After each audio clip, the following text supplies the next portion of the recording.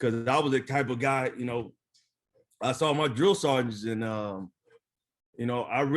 would tell them, I'm not afraid of you.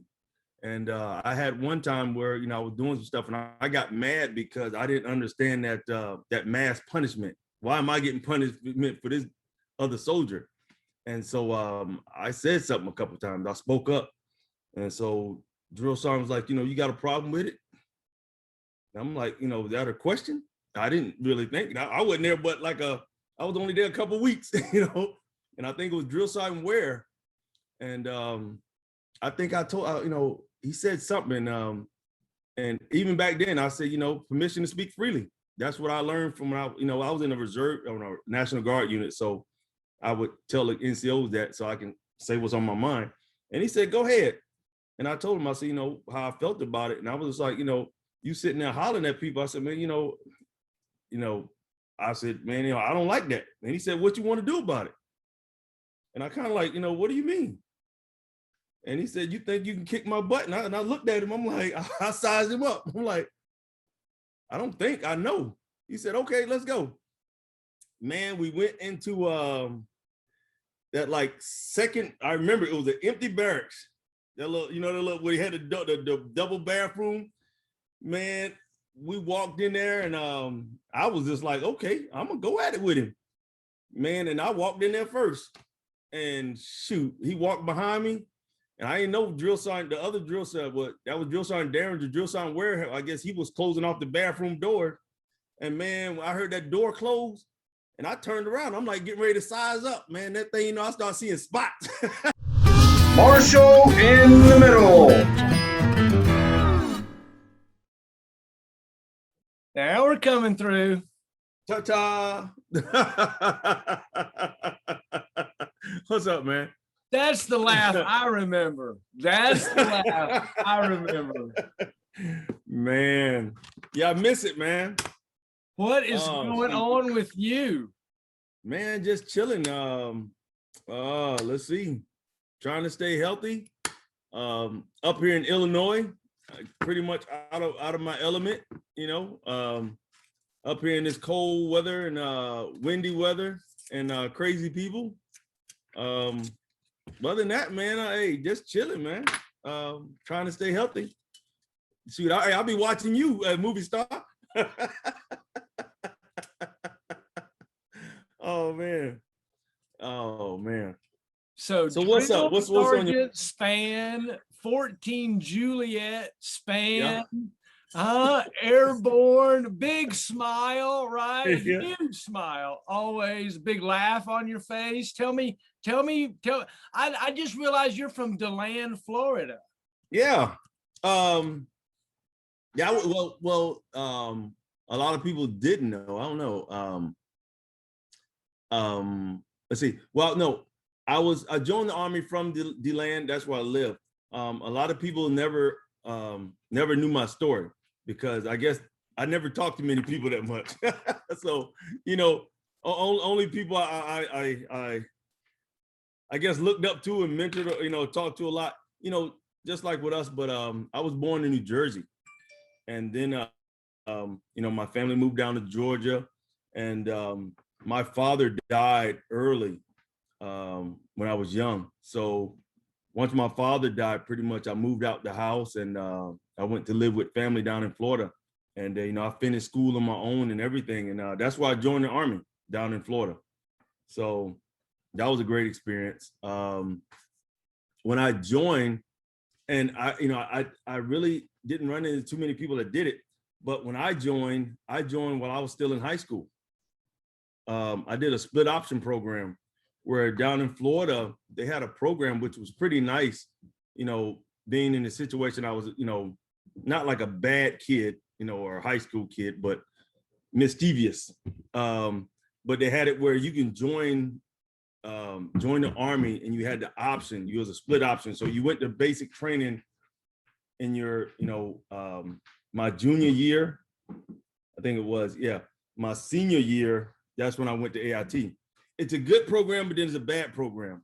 Not really bad, but that break in time, when you got a soldier going from basic training to AIT, they still have that mentality. you know, that soldier mentality.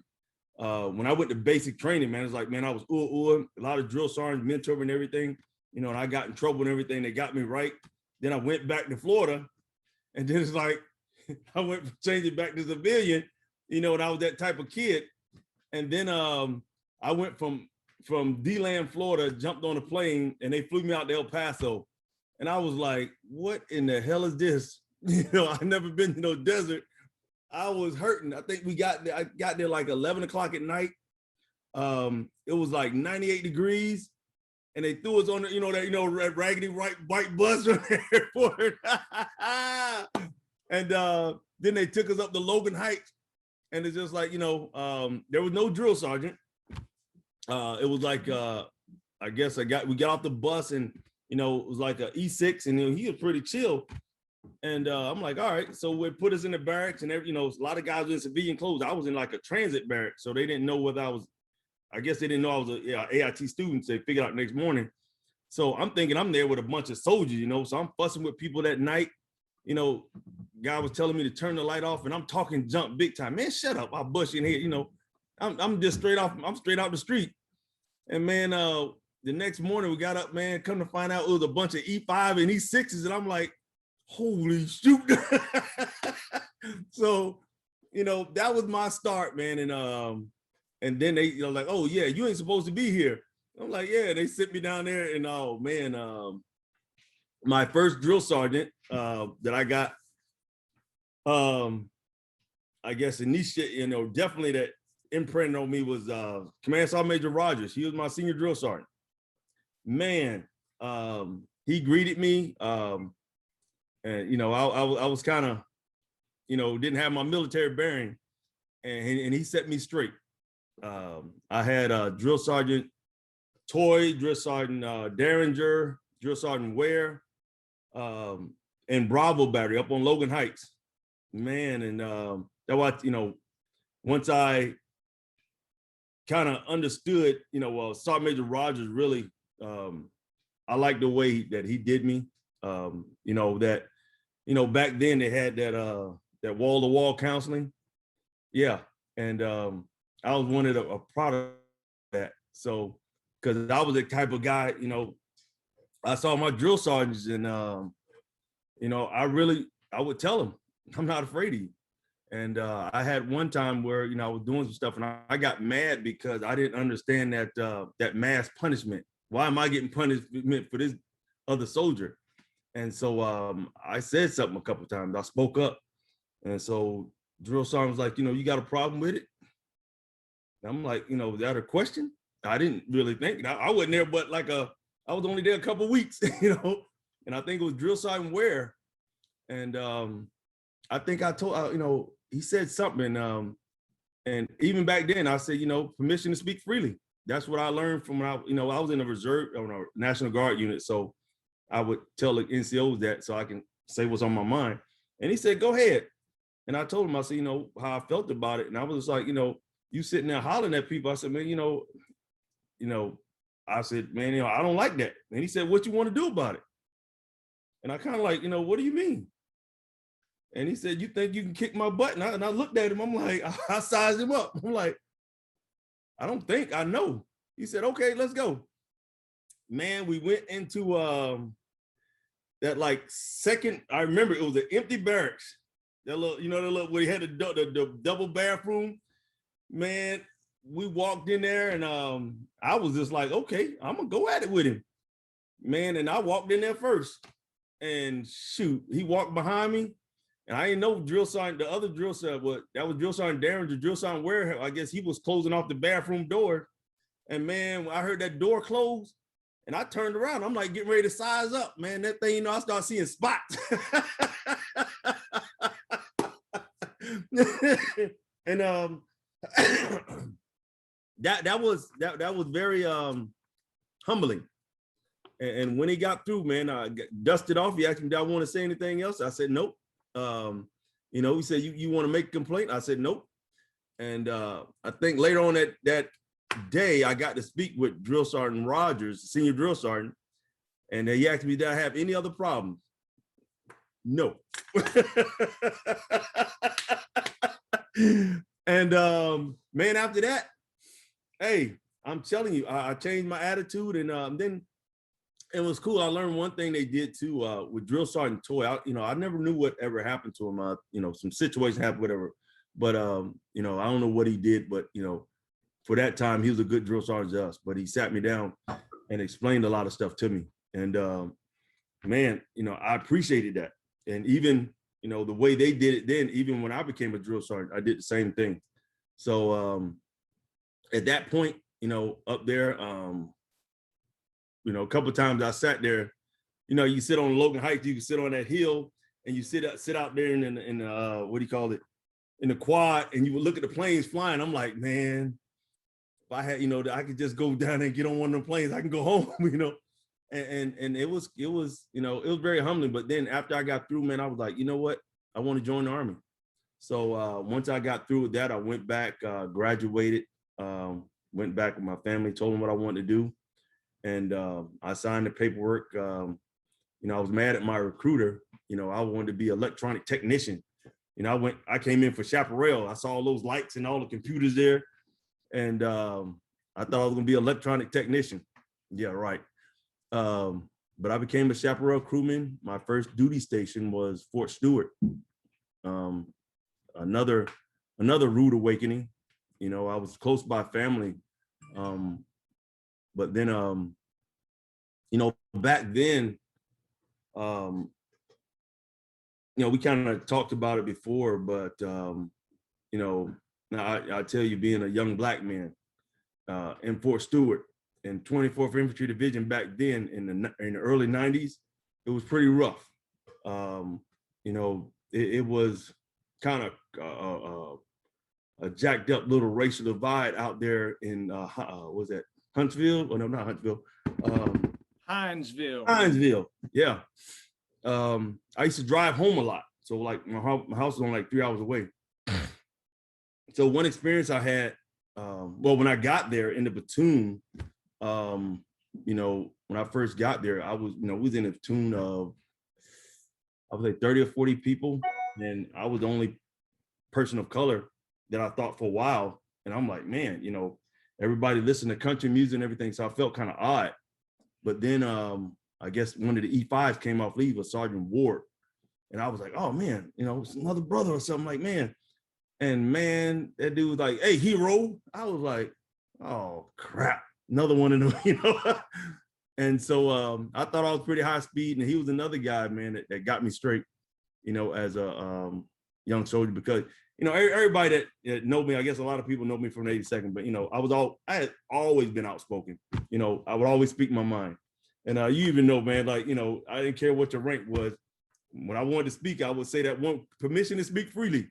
And if you was crazy enough to let me do it, but he got me straight. Even with, when I had family problems, he looked out for me, but it was just cool. I thought I wasn't part of the group, but then, because I saw how the guys, after work, they was drinking, smoking. But the thing is, NCOs and the soldiers, they kind of did it together, and it was cool. Even back, back when we had sergeant's time, when they would take the chaparral, and we had it where they would, put ice in that tray and put beer in there. We out there doing sergeant's time training, and then and I was just like, man, yeah. And it was just like, that was fun back, and it was just like, oh, but we got stuff done. But then I used to go home a lot, and then one time, I was driving home with a friend and everything, came back, and it was kind of late. It really freaking bothered me, and I'll always remember it. Where I came back and I had a rental car, and so I stopped at this place to get gas. I pull up and click, trying to get gas. And I was like, what's going on?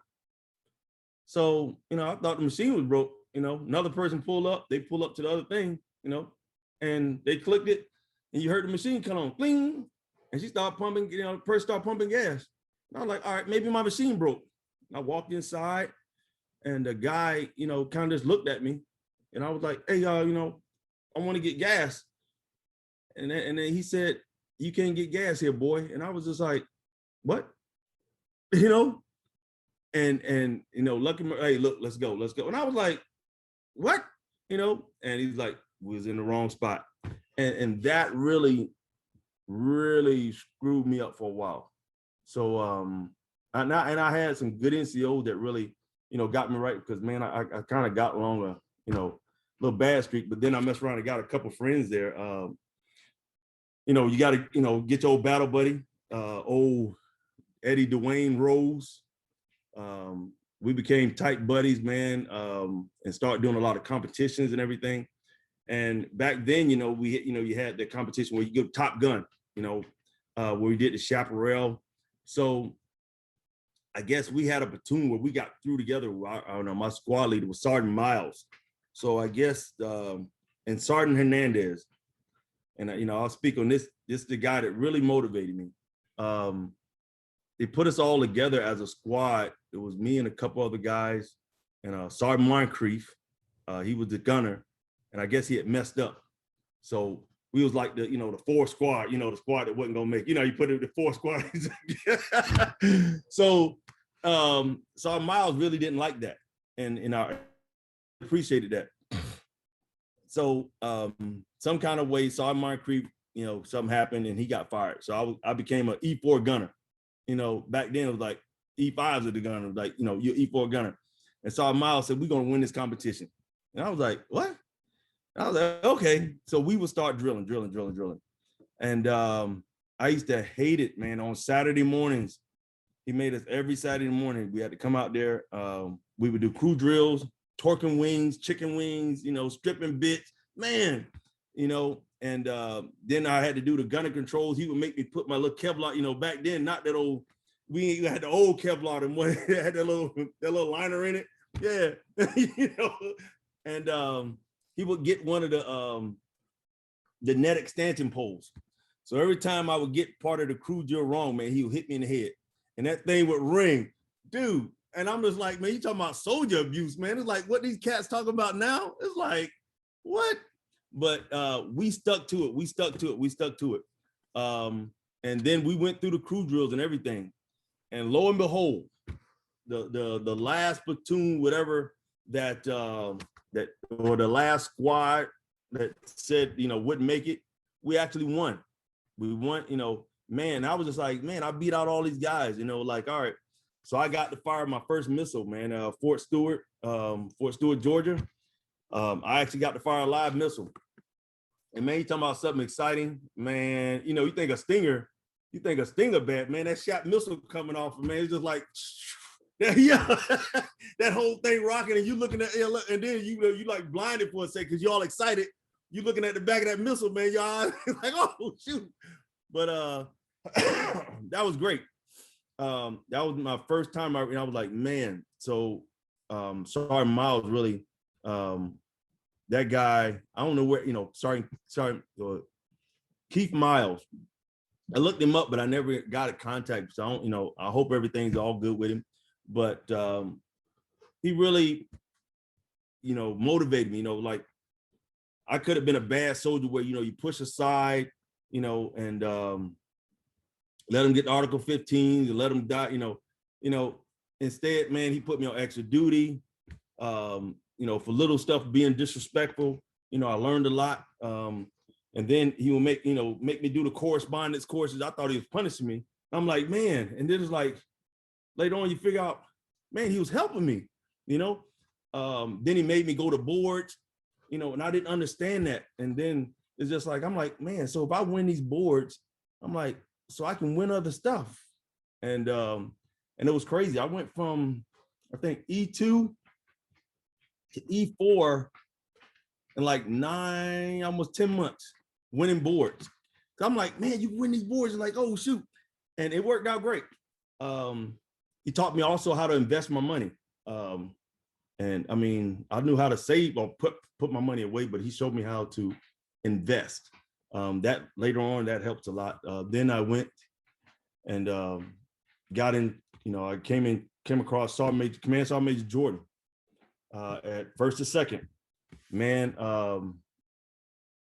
I won a couple competitions there, and then, great mentor. Then Saudi hit off, I thought we was going to war. I was ready and everything. And the craziest thing I ever seen, the battalion commander, I think he overstepped his bounds with General McCaffrey. We were supposed to go with 24th Infantry Division. And I think our unit really, that battalion commander, I forgot his name, kind of remember his face, but I don't think he went further after that. He went over McCaffrey's head, and the first time I was in a board with Sergeant Major Jordan, and I remember it vividly. General McCaffrey came down with his team and his vans. They drove on the sidewalk up to the battalion entryway. They jumped out, and you got the battalion commander in there. It's like, all right, you hear people holler attention. So I was just like, why would they say attention? Like, who's in here that, that's above battalion commander, and all of a sudden, man, it's just like, everybody was like kind of running around. And so I made Jordan jumped up, and it's like, all right, so we went out, and I looked, man, I seen like 3 stars, like, oh shoot, like all these stars. I'm like, man, I ain't never seen those stars. I'm like, you salute? And man, he came in there and slammed the door to battalion commander, and you could hear the hollering going on. And after that, man, it was just like, whoa. We went from a unit on ready alert and everything, ready to go. And then when the last group got the call, everybody you get locked down in the motor pool. They come pick up your stuff. And I think we sat out there for like, 2 days in the motor pool, watching all the tanks and everything roll by. And that thing was like crickets. And they was like, all right, go home and we'll call you. And it's like, so we ain't going? So we turned from a battalion going to war to a battalion doing post support. So we were the last active duty unit on Fort Stewart. So for better words, the people that were there, I'll leave it at that. And then I ended up leaving, going to Germany. And that's where I ran into Sergeant Major Younger and First Sergeant Scott. Got back into the boards and everything. And we got back, got back into the boards again. So I ran into a bunch of good guys again, definitely who stand out. I think it's First Sergeant Caradine now. We were together. You know what that means. And Cooper, all those guys. I think my squally was Sergeant Perez. Oh, we came back. Oh, but yeah, let's jump back to Hernandez. One thing he had said to me, he had told me one time, because I think he was E6 and he made E7. All right. And he stood up in front of the formation. This one thing I always say I disliked about some leaders. He stood in front of the formation and said, I did this, I did that, I did this, I got this, I worked hard and I did this. And I stood there and looked at him and was like, with this, me, disgust. And he said, what you got to say? He said, I guess he asked me if I had anything to say. And I'm like, you gonna ask me in front of the whole formation, right there, And I said, help me understand, Sergeant. You said you did this, you did that. But I said, you took credit for us winning Top Gun, but you didn't help us at all. So how did you do anything for us? So, and then I said, well, if we did all this work and you taking all the credit, that don't make sense to me. And I got smoked. So that's one thing I always remembered from him. And we sat and talked one time, and he said, Spann, with your attitude, you're not going to go far. And I looked at him and I said, thank you for that voice of encouragement. I was the type of soldier, anything, and a lot of leaders knew it. And I think a few of them did it just to motivate me. But if you told me I couldn't do something, I did it just because. So moving on, I went to Germany. Over there, got back into the boards, got back into the crew drills and stuff with the guys. End up, I think we won a crew drill over there with my team and everything. So that motivated us. I got in the boards, won NCO of the year, got to go to air assault school and stuff like that. And a lot of times I will always tell soldiers, sometimes you just gotta, a soldier's not a bad soldier. Sometimes people make mistakes, but they just need a different type of motivation, a different type of push, So I had good leaders that put me in those positions that, made me work hard, and, don't give, if you give a person or give a soldier something for free, they don't appreciate it. But once they work for it and earn it, and I didn't understand what leaders were doing at that time, and that's what they were doing. So during that time, it's crazy. Some soldiers that remember, back then we had to freeze back in 93. We had to freeze on promotion. So this was one story that got me. I went to the board with, was it Salters? He was a 69th Brigade Sergeant Major. I think maybe it's Salters. So we went to the board, and that's when we changed over from the Army, the Class A uniform, where they kind of changed the uniform, changed, the pockets changed. Remember we had that? So I had all my uniforms on and everything, and I had one, and with Sergeant Major Younger, so was up at brigade level. So I had my, my little awards or ribbon. And so I got to the board and everything, and I always get on the NC, and I thought I used to, kind of poke at the first sergeants and everything. So you had the first sergeants used to ask questions out of a study guide. So I would get on them, or kind of poke at them. It's just like, well, did you read the manual? The study guide is not the guide you're supposed to go by. The Army regulations and FMs are. So a lot of times the study guide was out of date. So I would question a bunch of them, and I got in trouble, but that got me a little higher. So, all right. So on that board, it was me and another guy, we were kind of tied. So I think they said they asked about 120 questions. It was crazy. And I said, man, at least I know. I said, I got at least 90 of them right. And then the guy's like, other guy that came out, Sergeant Miles, Sergeant Perez, like, well, this is your competition. He was like, I think I messed up. I only got about half of them. So I'm like, man, I think I'm good. But then they got us back in there, and I guess the vote was tied. So the brigade sergeant major had to give that, that one vote. So I'm like, I'm standing there, and lo and behold, he said the other soldier won. I look like, how? This dude, it was out of their own questions. And he said that because he had the new uniform, even though he had one ribbon or so on, and I was like, and I didn't agree with it. So me, I came out. When we stepped outside the board, I took my jacket off and I threw it. Sergeant Perez was like, hey, Spann, you'll get your bearing right. And then Sergeant Major Younger, he was in there like arguing, and it was funny. He said, Sergeant Major, I don't know where we at, but hopefully don't mess with me. But he used to beat me up too. But he used to stutter a lot, and you could hear him stuttering, and he was mad. When he stuttered, he was mad. So he told Sergeant Major, like, there's no way that soldier beats Spann. He's like, well, Sergeant Major, all right. So I guess the Sergeant Major heard me with my little ruckus, so he called me back in there. And so, he tried to explain, his decision. And I was just looking at him like, looking at Sergeant Major Younger. All right. I really didn't know who he was, but you respected your Sergeant Major. So I looked at Sergeant Major Younger, and he just told me, hey, maintain your bearing. I'm like, all right. So I knew he was going to take care of me because, he got me, air assault school, and I got into PLDC. He got me to schools at standby, and I ended up getting in.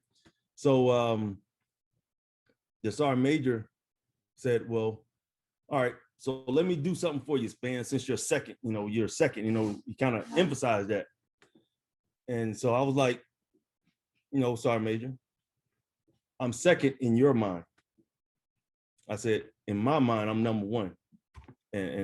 So, but okay. And Sergeant Major Young, hey, Spann. I'm like, oh shoot, okay. Sorry, trying to calm down. And so the Sergeant Major, he asked me a few other questions.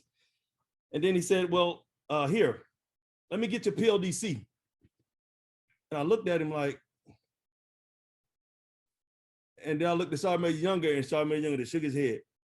And I said, Sergeant Major, permission to speak freely. And lo and behold. So I said, well, Sergeant Major, undoubtedly you didn't look at my records. So I knew you didn't really compare us as a soldier.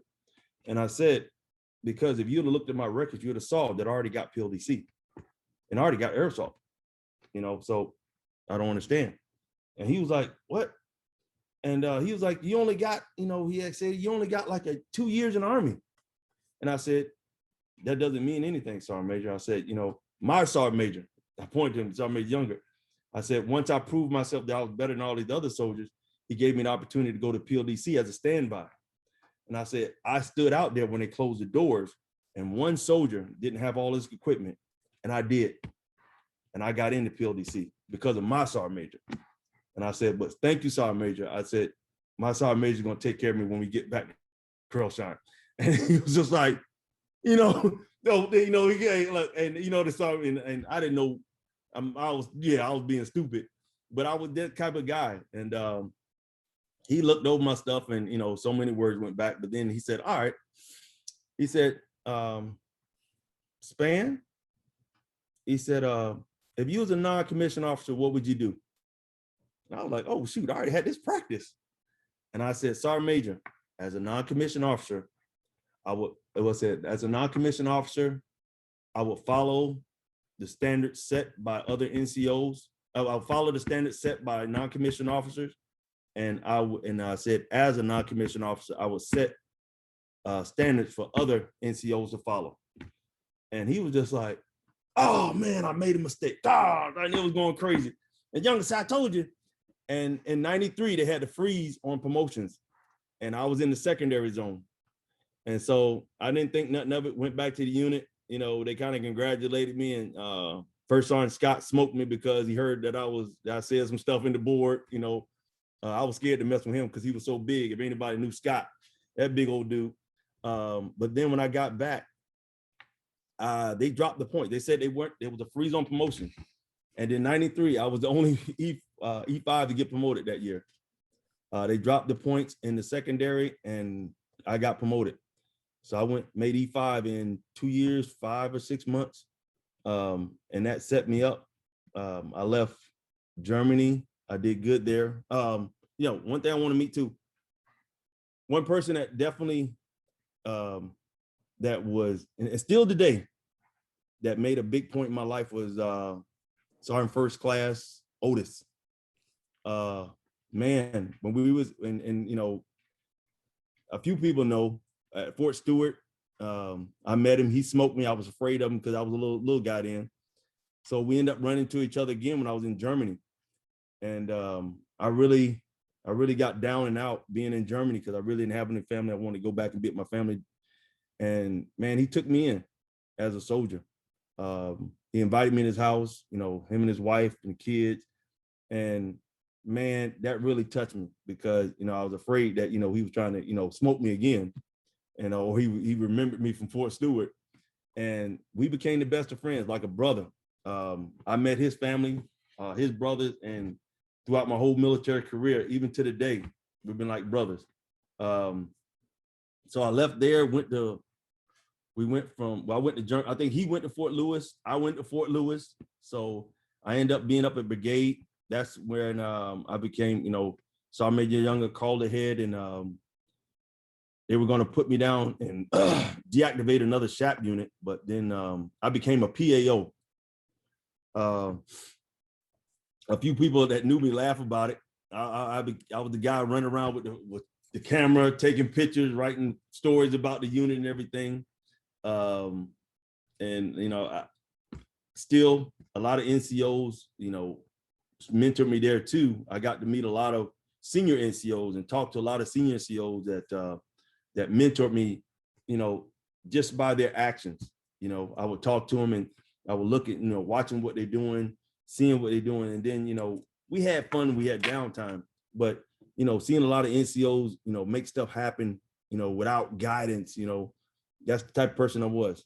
And I got it from a lot of good NCOs, being around a lot of good NCOs. And then we went from Fort Lewis, Sergeant Otis, we went from Fort Lewis. I think, I don't know if we went to Hood with us, but I went from Lewis to Hood. I don't know if he was at Hood. Yeah, he was. We ended up going to Hood together. Then I ran back into Sergeant Major Jordan. He was the brigade sergeant major. And that's when they put me in the S3 shop. And I guess I was famous at Fort Bragg for ammo, but that's where I got my start at 31st Brigade. So Sergeant Major Jordan definitely had knew I would get stuff done. So I got under Sergeant Major Phillips, another mentor, Sergeant Prilo, Sergeant Rubin. Sergeant Prilo, man, hey, well, I don't know, you got to look him up too. He's a principal now. He was a good friend. And I guess that was the first time in my military career where I almost lost it all. I came into and it's not bad. And let's see, not bad. Oh, not bad, but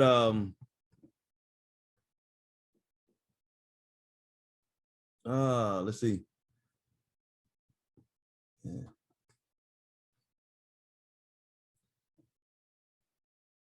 With the way the Army's going, and you see a lot of stuff going on. Well, as an NCO, I had a lot of friends and everything, and so and a lot of people perceived a lot of things about me without even knowing me. So I'll tell you. So some people did know of it, but that was the first time I ever had a sexual harassment complaint as an NCO. And I knew about the regulation, how things go and everything, and I knew everything was false. So that's why I learned, they say that, you're innocent until proven guilty. That's why I learned in the military, sometimes, a lot of times you're guilty until proven innocent. So I went through the whole process of actually going through a complaint. So, you do have to take those, you do take them seriously. But, and a lot of people, and even now with the sexual harassment thing, and I was there at Fort Hood, that's kind of crazy, and Hood was wild back then. So, they took it real serious and everything, but, the notion that I did it, most people just said, yes, he's guilty. And I was like, even though, hey, whoa, I'm telling you, I didn't. This is the way the situation happened. But the soldier actually went through the whole process and had a good story, did tears and everything. And they said Spann did this. And I was just like, what? I'm listening like, man, and it really got up under my skin. And I said, it's kind of sad. And so I'm like, all right, let's go through the whole, I'm not, the EO and all that, it was jacked up, but they just say, okay, look, let's prosecute. And I said, okay, let's take it all the way. Let's do it all the way. You're going to take it? I'm not taking no little reprimand. I said, you're going to take all my rank. I want you to go for it. Go for the max. And so it got all the way up to where we had to go to brigade. And I said, I wanted to make sure that all the T's are dotted. So you did your investigation, and this statement is what she's saying is true. All right, she signed it. So that's a legal document, correct? Okay, got it. I talked to legal, and it was like, Spann, you crazy. It was like, no, you get busted down. They can take y'all of you down to E1. I said, yeah, I know. Okay, all right. And so everybody like, yeah, you're guilty. Okay. But then, and only thing that I was saved by was my, what was it? The answer machine on the phone. So me, I always kept my answer machine. I would always, back then, a little tape, you just flip it over. And I will never forget, man, a little, and I'm still call him today, little First Sergeant Clark. you know, it was just jacked up, you know, how, you know, you give people the benefit of doubt, you know, you gotta, but the way I was treated that way, and I said was jacked up. So I ended up taking that recording and I said, okay, so now everybody got the statements, and I went and took it. And I said, right before we got ready to go see Sergeant Major Jordan, because it was getting ready to start the legal process and we had to see the Brigade Sergeant Major. So I went and took the recording to Sergeant Major Phillips. And I said, Sergeant Major, I want you to listen to this. So now everybody read all the statements. He's always called me young man, you know. And I said, well, Sergeant Major, I'll tell you, he said, well, I believe you. And him and Sergeant Pralo, you know, they said they believe me. I said, I want you to sit down and listen to the recording. Read the statements and listen to the recording.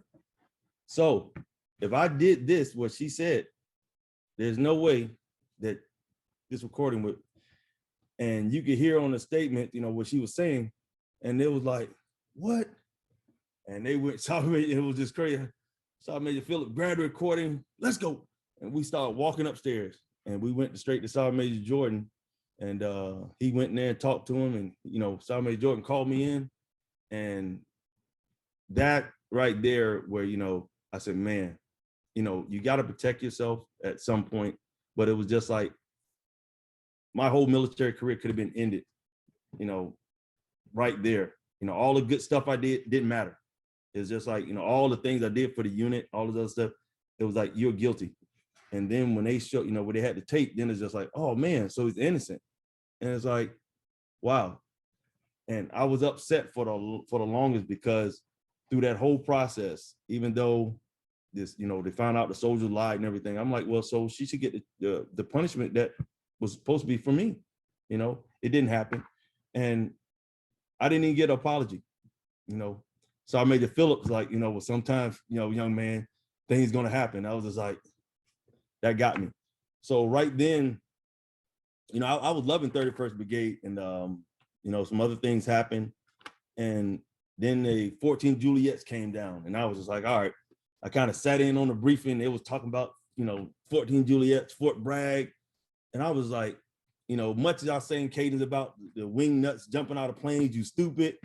And I was like, man, everybody's like, you know, man, Fort Bragg is stupid. And I'm like, now I'm listening. I said, man, I'm going to Fort Bragg. You know, my ideal was to, I said I wanted to go Special Forces.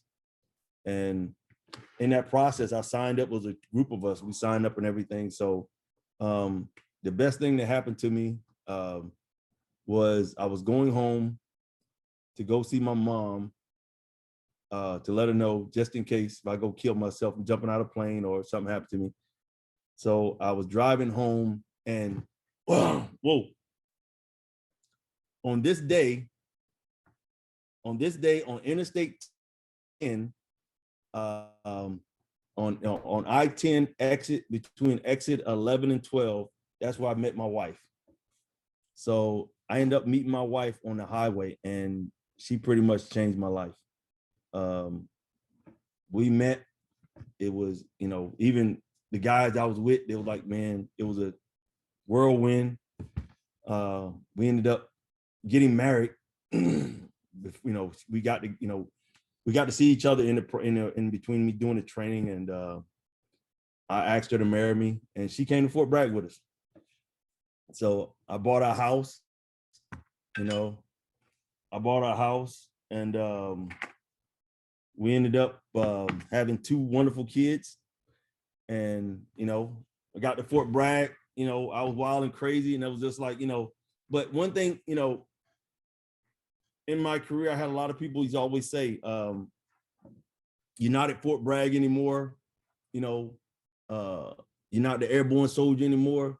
And I used to always tell them, Fort Bragg didn't make me, Fort Bragg made me better, you know, because, you know, being, you know, I always wanted to, you know, one thing, my bucket list was to be a jump master. But, you know, every time I think about old Gilmer. You got to get him too. Where they laugh at me. I got injured a couple of times, everybody know, but even though I was injured, I still kept going. But I always wanted to be jump master, man. You know, then I was sitting there, we know, was in the 3 shop, talking on RV, old flag, man, and he was like, you should do it and everything. Then I was like, I got hurt, then got hurt again. And I was like, man, but being at Fort Bragg, was just like, shoot, to me, people say I was high speed. I was like, man, I felt like a peon being around a lot of guys because you just enjoy being around a bunch of guys where they command attention. You go places, how many places where you can go where you got an E5 that has, a chalk and he's giving a briefing and everybody's listening. You went places where you got E5, can't even take a platoon or a squad and do sergeant's time and have soldiers' attention. And I was like, man, this is awesome, and you take an E5,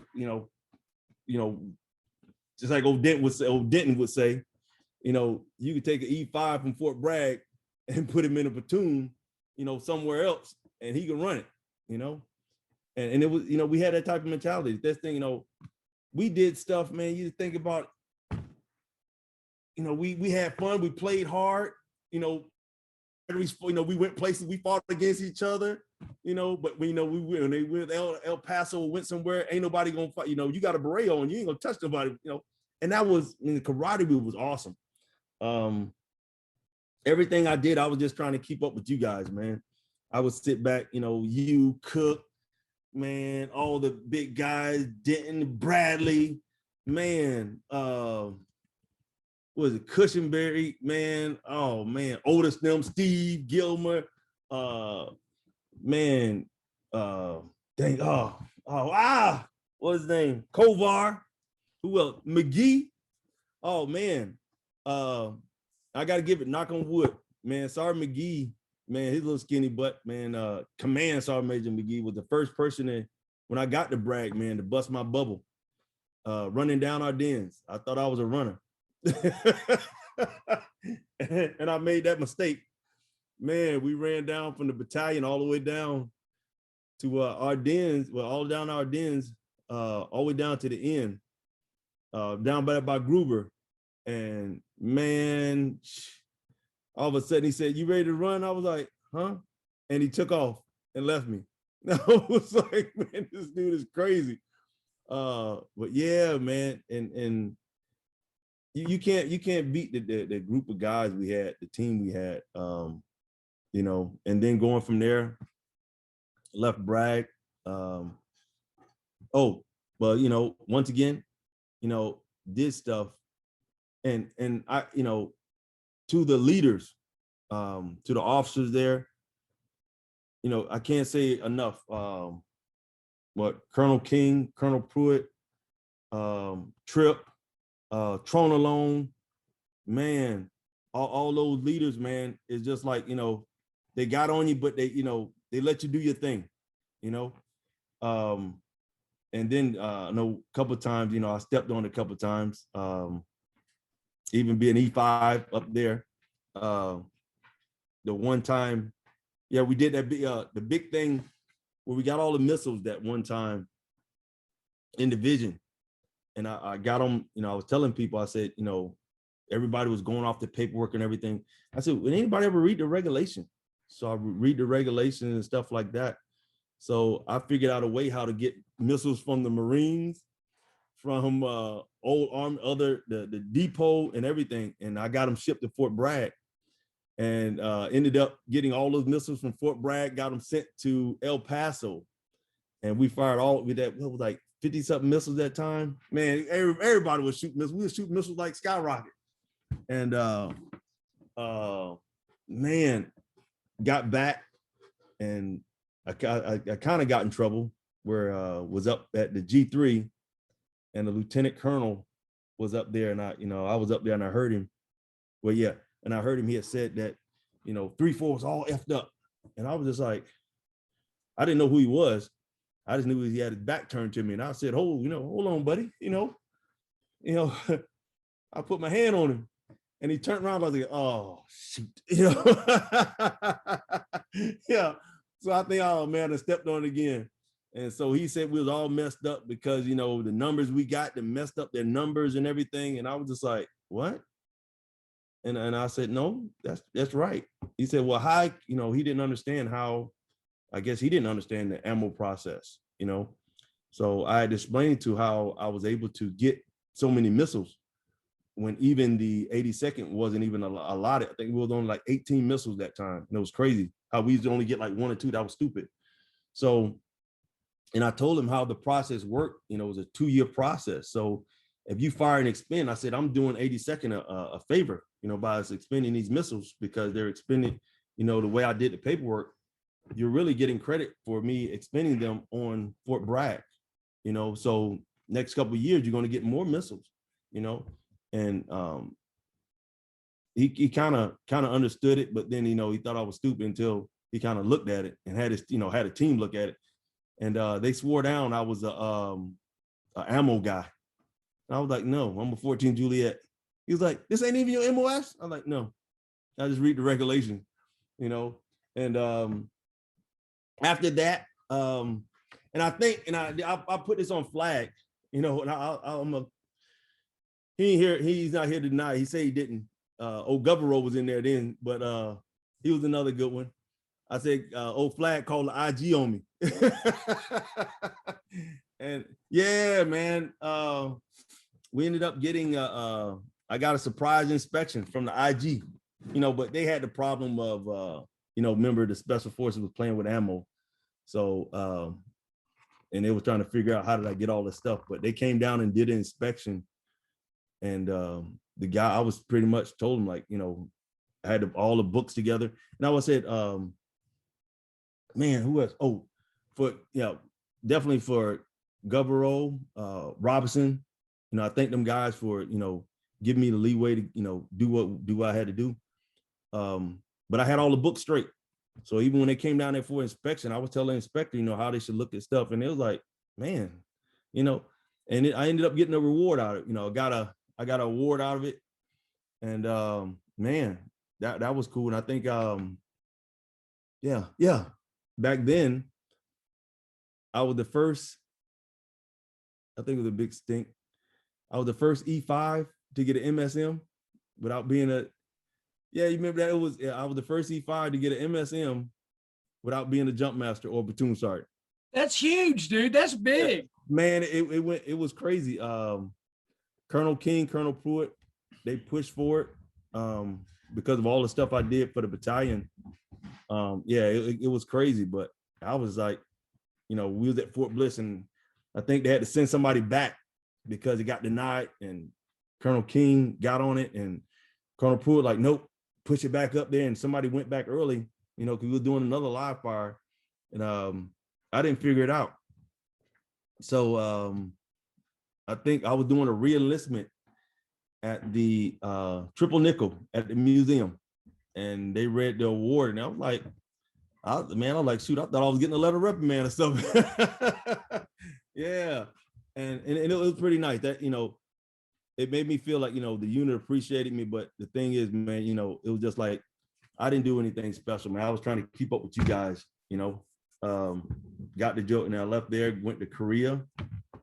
Got with one of my old battle buddies, Sergeant Gibson. He was a platoon sergeant in Korea. And, you know, I was just like, I want, you know, I think I made E6 finally. You know, I didn't make E6 with everybody else because I think I didn't have enough time in grade or something. So I was a little upset, but then I made E6 before I PCS'd. And then I went to Korea because, you know, I was like, you know, that would be a better opportunity to be a platoon sergeant. So I got over there and I got to be a platoon sergeant over there. Gibson had already got the platoon straight. So we ended up going through a competition, and we was like the best platoon in 2ID. So I still got my jacket and everything. You know, that was some of the best time because, you know, to see soldiers working hard, you know, and, you know, we had, you know, you always have those few where a lot of them don't really get it, and they think you're picking on them, or, you know, you don't like them, you know, but it's just like, you know, you're trying to push them to make them better. And that was another hurtful time too. But we won the award and everything. Gip left, I became platoon sergeant and everything. And there was one soldier, man, that was the first time I ever cried about a soldier. There was kid Brinkerhoff, where he was over in Korea, and he drank a lot, had a lot of issues. He got in trouble, and that's, I got into it with the first sergeant. Like, all right, he messed up. He made a mistake. You gonna kick him out because he made a mistake? Come on, You're like, I told him, told the first sergeant, you ain't perfect, I'm like, all right, so if we mess up again, you could do me. Yeah, and also, well, during that time period, we got him, he was alcoholic. We got him out of, got him into the AA meetings and everything, got him back on board, I got him going back on the boards, doing correspondence and everything, and got him back on track. Gibson, before he left, I was like, I said, man, I want to, make E7, because there's no way I'm make E7 with all these, these top line guys out there around me. I got to be, do something different. So he pushed me and said, hey, he said, go drill sergeant. And I'm like, all right. And so I'm like, hey, help me out. And he's like, if you want to be a drill sergeant, go figure it out. I'm like, what? I'm like, how do you figure this out? He said, look. And he told me, he said, you airborne, go figure it out. And I was like, all right. And I actually did all my paperwork and got all my stuff for drill sergeant. And, and you always get people that, naysayers, oh man, you put your stuff in your packet, you get denied. And then like, why would you want to be a drill sergeant and stuff like that, So during the process, got all my stuff done. Gibson left. Sergeant Otis has came over. He came over to Korea. He was about to take over the platoon from me. And E7, and it was funny, E7 list was coming out. And I was like, man, there's no way I'm gonna make it. I'm like, all right. So, all the guys, they drinking and stuff. And it was funny, some kind of way, somebody got access to some list. And it was not the promotion list, it was the eligibility list. And so some guys like, your name's on the list. And so they was drinking, Korea, boy, they were throwing down and they was getting drunk. I was like, man. And so it was cool. So Sergeant Major said, dang, I forgot his name, but the Sergeant Major, he was a cool guy. He said he would do a formation at 12:01. And at 12:01, he did the formation. And we standing there, me and Otis and everybody else, and they laughing. And he called off the names. And all of a sudden he said, Spann. And I was like, what? He said, yeah, he called. I'm like, whoa, somebody really messed up. So I made E7, and then the following week, found out I got selected for drill sergeant as well. I was like, oh, shoot. So I left Korea, went to drill sergeant school. Dang, everybody get my whole life story. And then went to drill sergeant school. No, I went to report to Fort Bliss. So during that time, you had to become a turtle. That's why I ran into Bravo Battery, Sergeant Major Purdy, Captain Welcher, Enoch. Was it Enoch? Oh, no, I know Enoch. Oh, no, I forgot the old man. He gonna kill me. Oh, Gilmer was there. Wheeler was there. Stevie O, Antonio, Gibson was there. Man, had a bunch of good guys. They dogged the heck out of me, man. I got to send you that picture while I was a turtle, man. And so they dogged me, trained me, and pushed me, to get my stuff together. And it's just like, hey, look, you can't fail. And so like, you go to school and you fail Bravo Battery. And it's just like, I was just, as a drill sergeant turtle, I was just a notch above the privates. So I couldn't sit at the table with the drill sergeants for a while. I had to sit out there with the privates. It was crazy, man. I was like, man. So that was fun. And I ran into Sergeant Major Rowland. I never heard of him. That was my first time ever hearing of him. And I remember it vividly in the DFAC. So Antonio Stevens told me to sit down to eat.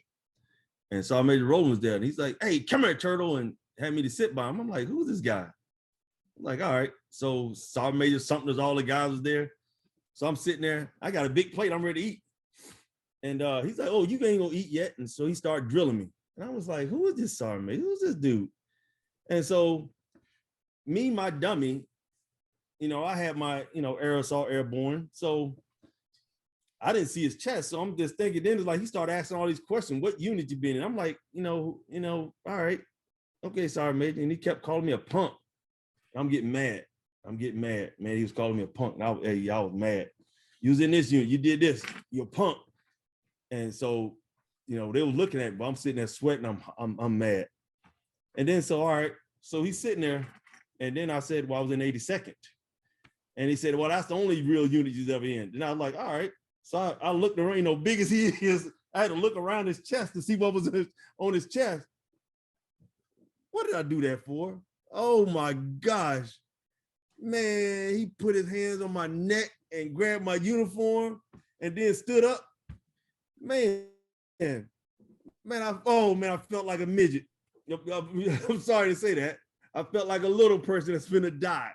Because when he stood up, it's just like, you know, how big are you looking up like this? And oh man, he grabbed me, grabbed my uniform. I was and oh my gosh.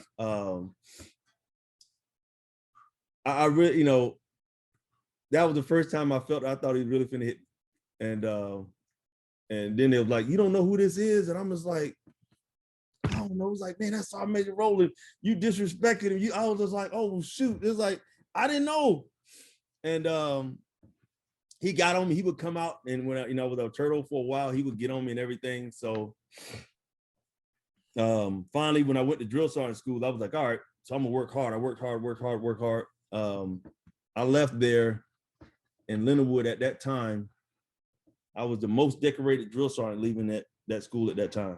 And I came back and I'm like, oh shoot, I'm the man. You know, at that time I went and I said a couple things to the sergeant major of the Army, you know, about the funny boots, you know, and everything. I'm like, oh shoot, I'm like, oh man, I'm the man. I came back, and so I tapped all my certificates and everything. I said, man, let me go see Sergeant Major Rowland. He was the school's sergeant major, the commandant. So I went up there with all my certificates, and man, I got up there talking to him. Man, he took my hat and punched it and turned it inside out and told me get out there and go to work. And that was awesome, man. Work with, you know, great battle buddies. That was one of my best times, you know. Got to do a lot of training. I got to do judo and was in the Army combatives. Worked with a lot, you know, got to see a lot of guys and leaders, and, you know, I got in a little trouble, but, you know, the trouble I got into, it wasn't because I was doing something bad. A lot of times I got a letter of reprimand because I said something to an officer or sergeant major about standards. You know, it was all about standards. And, you know, it kind of helped me out, you know, not really helped me out, but, you know, people knew that I was going to do the right thing. So I later became a senior drill sergeant of Delta Battery. That was an 88 Mike Battery. Got the guys to work together. Bunch of good drill sergeants, man. Drill Sergeant Delcourt, Wilson, Winston, Johnson, man. Oh, Hartwick, Perez, man. Awesome. We took a 88 Mike Battery. They put us in a barracks that was supposed to be demolished. We took it, cleaned it up, refurbished the whole barracks, got some recognition from it. Then later on, situation happened. You know, me and the first sergeant didn't get along. That was fun. My battle buddies that knew what happened. Then I ended up going to Alpha Battery with First Sergeant Adams. You know, great team of Drill Sergeant Cuffy. Oh man, oh shoot, they're gonna be mad at me. I'll have a brain fart. All my battles, I'm sorry. Young, man, who else? Oh man, see, I'm on the spot. I'm sorry, battles. But hey, great group of drill sergeants, man. We got together, and when I became senior drill sergeant there, I told them, like, look, this is what I want to do. You know, we can do this. We got this inspection coming up. I've been through it before. All right, let's do the best. We ended up getting best battery and trade out, you know, because of their hard work. You know, they just, you know, I gave the guidance and everything, and they did most of the work. You know, I just sat back, you know, did a few things. They made me look good, and that's all I can say. And First Sergeant Alvin, the commander, I can't thank them enough for just, you know, let me be me. You know, I had to butter the First Sergeant up a lot, buy a bunch of Krispy Kreme donuts and hot dogs from Costco. So we had some fun. When I got ready to come off the trail, man, that was another time. It was just like, you know, I couldn't believe it was done. That was the best time. I sat and cried, you know, because, man, you know, other than being in the 82nd, that group of drill sergeants, all the drill sergeants from Alpha Battery all the way down to, you know, Delta Battery, all of them, man, we was a good tight knit. You know, we argued, had our differences, but you know what, you know, outside looking in, you wouldn't see it, and it was fun. It was great. And then when I was coming off the trail, I went from drill sergeant to be a first sergeant. And I was like, dang, you know, and that was great. Got the opportunity to be the first sergeant, one of the batteries. HHB, yeah, that was my first battery. It was crazy. Pretty much once again, then I had to learn that you gotta, sometimes you had that push-pull mentality. I did a lot of pulling, you know, trying to get soldiers to understand that we once again had to go through another inspection, had to get past a CI or something. We got through it.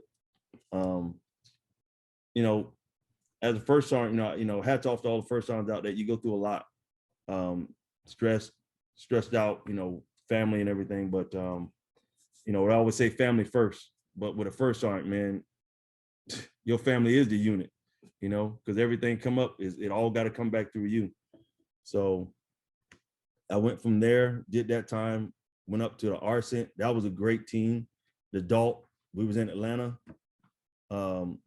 Man, for a small group of people, you know, different MOS, artillery, signal, engineer, we was with Arcent. So we was a small group that went forward, set up, you know, a forward command, bunch of liaison situations, got to go to Iraq, do some crazy stuff in Iraq.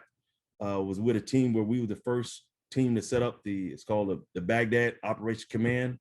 We were the ones to go in there and set up and train, you know, great bunch of group of guys, man. Hawkins, he came with me.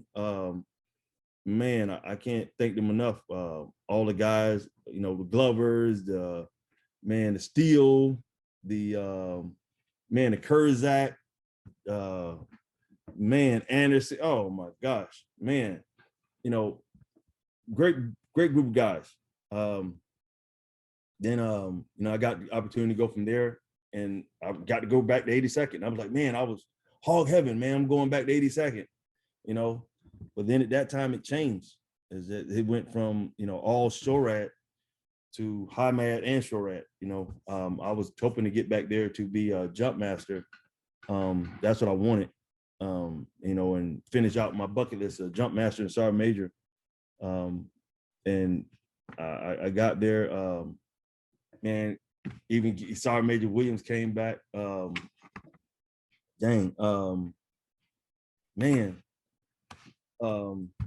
Got there and got kind of derailed. Situation happened where, you know, after I was doing all the training with judo and everything, I didn't know I'd messed up my back a lot. And I don't know, from jumps and everything, I was like, you know, with all the jumps and everything, you know, the guys were getting the shots in the knees and everything, you know, we thinking, and I couldn't figure out why, you know, I never complained, you know, nobody never really knew about it. I never really complained about it. You know, I'm glad, you know, my sergeant majors gave me the opportunity, but it was hurtful. Then when, you know, I started running a lot, got back into running, and I would get numb. So, you know, even though sergeant major get on me a bunch about, you know, leaving soldiers, man, we run down our dens, you know, run down to the old battalion to come back. you know, my legs would be numb. And one time I came back and man, I sat down, I couldn't even move. My legs were numb, my hips were hurting. Ended up having, you know, they went and got the battalion surgeon. Come to find out, you know, he gave me a shot and like, look, you need to go get checked out. So I ended up going up to the hospital and went and found out that I had a cracked disc in my back, you know, and the doctor was, well, they did MRI and everything. So I was like, all right, I was cool with injections. And I think we were doing staff call and I got the notice, look, you need to come up here now. And I'm like, I'm in staff call. They said, no, you need to come up here now. So they let me go. So I made it, they let me go up there and see the surgeon. And she was just like, you know, look, you in a situation. She said, you need surgery right now. She said, you could walk out there and fall and be paralyzed. And that scared me because I seen a soldier, one of my soldiers that got lost both his legs in Iraq. And that messed me up. And man, I came back and I was like, all right, you know, I thought about it for a while and we were out doing in the field doing evaluation. And I think I look, I need to take a little time off because I'm in pain. You know, the injections, whatever they was giving me, it just wasn't doing anything. And so I still want, you know, come in, you know, I felt bad that my soldiers out there in the field and I'm back in the rear. I never wanted to be a profile soldier or something with an excuse. So I had a soldier, I was running child and we ended up hitting a bump while I was driving. It was so bad where when we got out there with child, couldn't even get out the Humvee. And that's why I knew it was like, all right, I'm done. You know, I got back and I spoke, you know, I had to walk across the parade field, the most embarrassing thing I ever do. I had to walk across the battalion parade field. A lot of people they didn't know what was going on. They saw me kind of bent over, but I was in so much pain. I'm like, look, I'm not going to sit here and walk around this whole formation. I went walk right across the parade field and I told Sergeant Major Williams, man, I'm done. I'm hurting. And one thing I said in my military career, I would never be a profile soldier. You know, not bad on anybody that do profiles, but I said that's one thing. Many times I, you know, that was just my thing I couldn't do.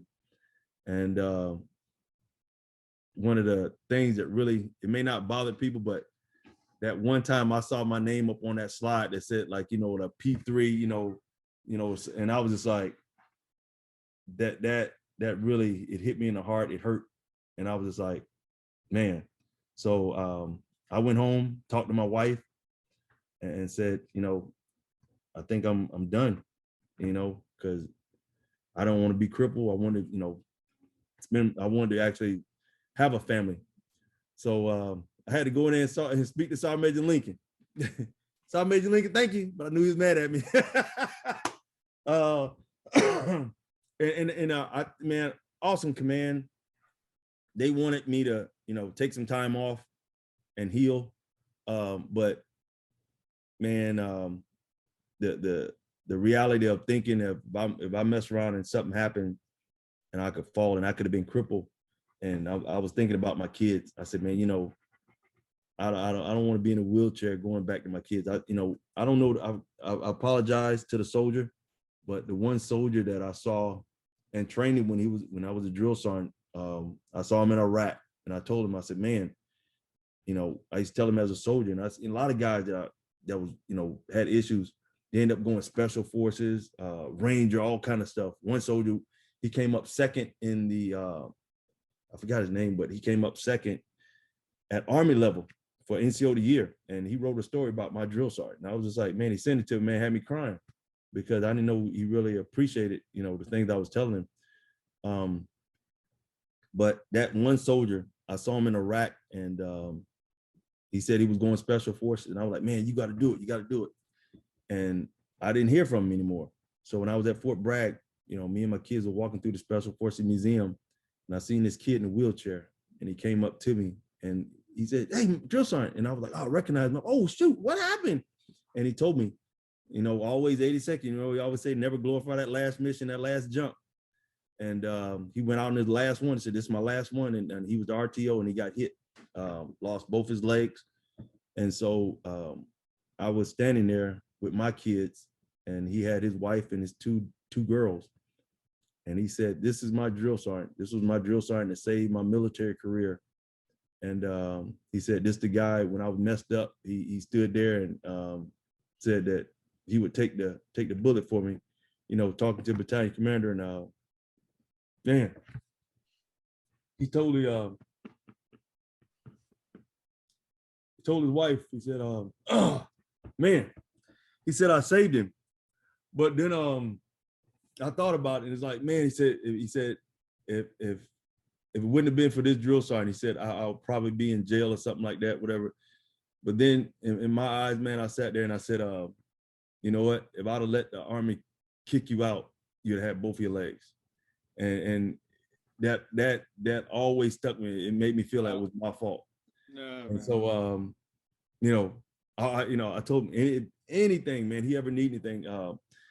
I think I called, made a phone call for him and everything. And I hope he all is well with him and his family, you know, but I thought about my family. And when I got to talk to Sergeant Major Lincoln, and he was mad, and he was mad, and I understand, but you know, that was in the back of my mind. And I thought about that so much, and I said, man, you know what? I want to enjoy my family. And I said, I'm done. And Sergeant Major Williams, you know, he tried to, you know, look, take your time. And they said, stop it, dude. Stop it, Battle. Yeah, they said, no, heal up. And I was like, no, I'm done. And really for me, nobody really knew this, but I felt like I failed myself because I quit. You know, I always get on soldiers about quitting, but I really quit, you know, because my body couldn't take, you know, I didn't want to risk my body. You know, I knew what I could do, but if the risk of it, and I thought about the consequences. A lot of people do a lot of stuff out there, and you know, they talk about family first.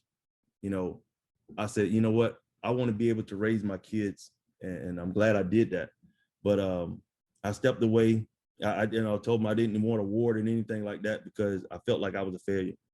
So that was my issue of not doing a ceremony. And I think, you know, my leaders and everything that supported me for that. You know, everybody said you had to do it. I'm like, no, you know, but I thank them for that. You know, not saying anybody did anything bad. Just like, you know, you say, well, what's your worst unit? I never had a bad unit, you know. You go there and you make the best of it. You know, you may not be what you agree with, but it's all of what you make of your career. It's all of what you make of your time. You know, if you sit there and you blow your time, blow your money, you go out there and do something stupid, you did it, you know. If you want to do something, you know, go out there and make a unit better. And that's the way I was always trained. You go out there and try to, not what I can do, is what you can do for the unit, what you can do for the team, you know. And now I sit back, you know, I retired. I got a business. I bought a business for my kids. It's a mobile video game business. People that saw me doing it, a lot of the guys would call me and said, do you tell people what you did in the military? And I'm like, nah, you know, but it was a successful business. I can't say anything bad about it, man. We got a nice big house. My kids graduate, you know, my daughter graduated early. My son, look out world. You're going to have another one, you know, another one just like me coming. And he's going to be an officer next year. So look out.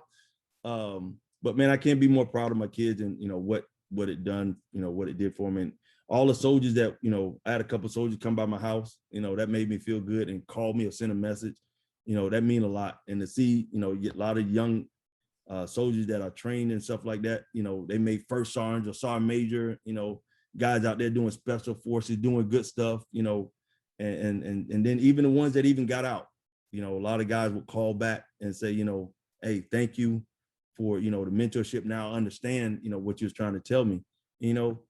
And, you know, too many guys out there, soldiers, you wear it on your shoulders. Man, sometimes sit back and listen. You know, I don't think, you know, many people, I know the way we were raised up, 82nd, ain't nobody out there trying to hurt you, you know. Man, like, you know, the sergeant majors will get on you, man, and, you know, bust you out in front of formation. Ain't nobody trying to hurt you, just trying to make you better. And then, you know, with you being better, you'll make, you know, they're trying to teach you to make somebody else better, you know. It's pretty much all you're doing is planting a seed. and for all the leaders out there, officers and NCOs, you know, I always had a thing with officers, man. Just like everybody knew me, I always get in trouble with officers. You know, officers say something to me, I always had to have the last word. Yeah, I'm sorry, you know, but you know, they were always trying to make you better. You know, can I say I had a bad leader? No, I can't say that. You know, everybody that pretty much, even the ones that I didn't agree with, you know, I thank them for, you know, telling me what I couldn't do, and or I don't know if they was trying to motivate me, but I thank them, you know. And for everybody that came under me, all I was doing was trying to pass on the blessings that other leaders passed on to me. So, you know, stuff like Marshall in the middle, man, dude, you talking about I'm your hero, dude, you my hero, man. I can't think enough, you know, sitting back. You just don't know how many people sit and watch you, man. Man, y'all do the drills, man. Y'all was awesome, you know. A team of NCOs. We were like a brotherhood, still are, you know.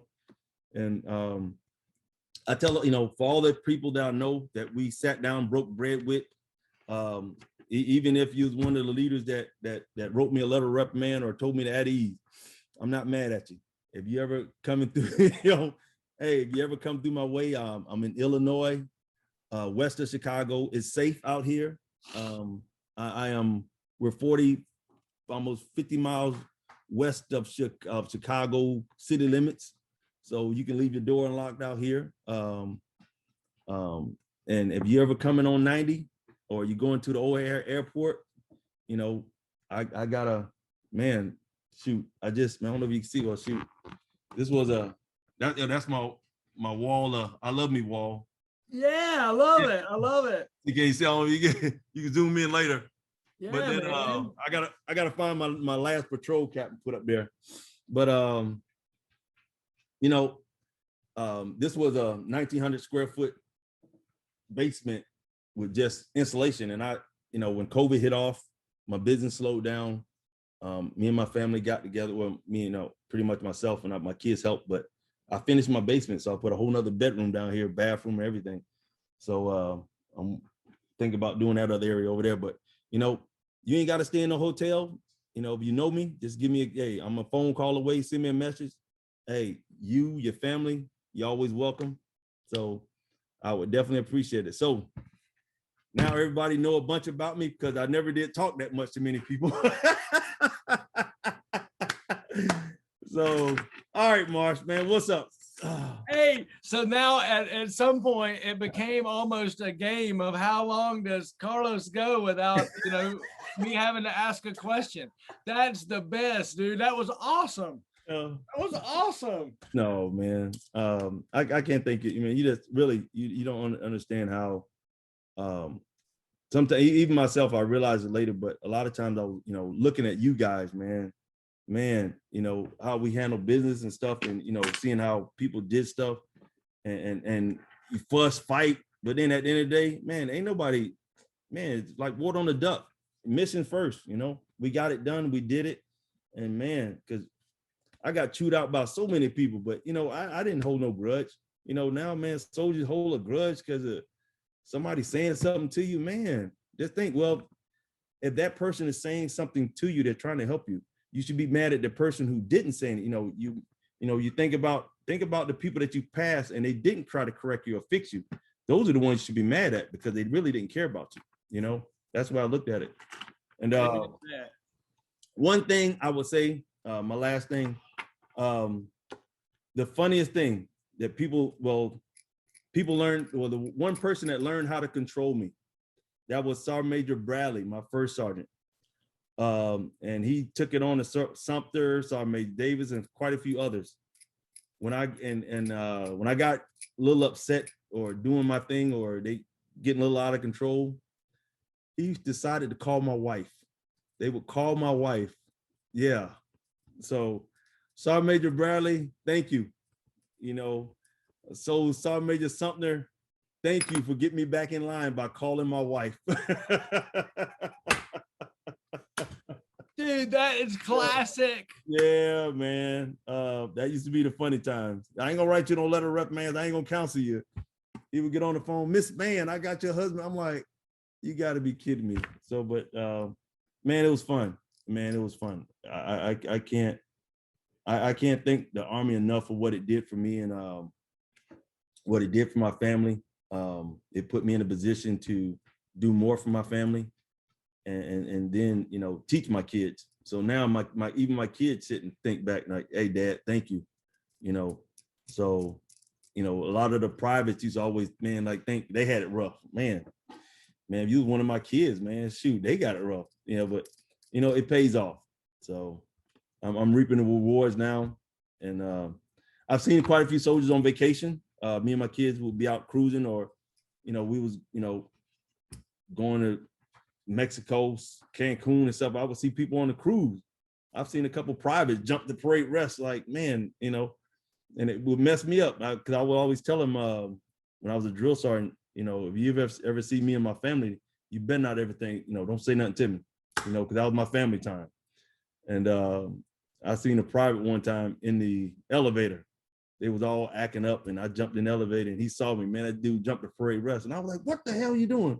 He was like, "Use my drill sergeant." I'm like, "The world," you know, man. It cracked me up, man. That was one of the craziest things. But yeah, I've had a wonderful life, man. I don't, you know, I miss it. You know, I wish I can go back and do it. You know, do it all over again. I still didn't get the surgery from him. I'm still stubborn. I don't want to get the surgery. So, and for all the soldiers out there, I had a couple of soldiers that called me or seen me on Facebook. I thought you were dead or something. I'm like, no, I'm still kicking. Yeah. So I don't know who said that one, but yeah, I'm still living. You know, and also for Major Williams. That's another one. Air Defense. My battle buddy officer. I wish we could have commanded together because I choked him out as a lieutenant. He never did get the opportunity to return the favor. You know, he's lifting weights now. So even if you do, you know, actually we roll and you beat me, you're not beating a soldier anymore. I'm a disabled veteran. He can't win, can he? No, man. I tell my son that all the time. So, but yeah. Hey, man. Thank you so much. Thank you for taking time talking to me or listening to me. I just wanted to let everybody know about me, because a lot of people used to always think I was so, I don't know, I had that blank look. You know, I was listening, but, you know, I was just that type of person. But now I'm a more, I guess, a civilian now, you know. I laugh and you know, I kind of, that old soldier's in the, I got him in the duffel bag. So hopefully nobody let him out. Yeah. So they say that there's no, you know, atheists in the foxhole. Oh, no. Tell me a little bit about your spirituality, if you don't mind. Oh, spirituality. So from growing up, I guess raised up Baptist, Christian, studied a lot about the Bible. Same thing, you know, the way I am, I read a lot about the Bible. But then I start reading the Quran as well. Going to Saudi and you know, being in Iraq and everything when I was in Atlanta, that really changed a lot of my outlook on religion as well. So I read a lot about the Quran and the Bible. So I'm not the type of person to push any type of religion on anybody. I've seen all types, you know. So, you know, if you read different type of Bibles, different type of worship, you know, Jewish, whatever, it doesn't matter. You're all still worshiping the same God. I don't sit there and try to knock anybody by how they worship, you know, because there's always that common denominator, you know. But that person that say you got to do it this way, you got to do it that way, no, I don't think so, you know. I even had quite a few soldiers, you know, being a drill sergeant, you know, you come across a lot of soldiers. I even got the, you know, come across the Wiccans and the people that you know, one soldier, that's the first time that I got to read, soldier had the, I forgot what you call it, but the, dang it. That's where I learned too. And it's on you, you got to look at it. But where, you know, a lot of people always talked about the King James Version of the Bible. Well, there's a King James Version of the Bible. And also there's one that talk about God and also talk about the devil, written by the same person. But, you know, you got to study, you got to read it on your own. But, you know, it's out there. And a soldier brought it to my attention. I was like, man. And so that's when I really started studying. And then when I went to Iraq and Egypt, Saudi, I really got into Islam. So that's where I really got reading the Quran and stuff like that, reading different Bibles. And I like reading a lot of stuff and looking back at history. A lot of times people, you know, it's kind of brushed over.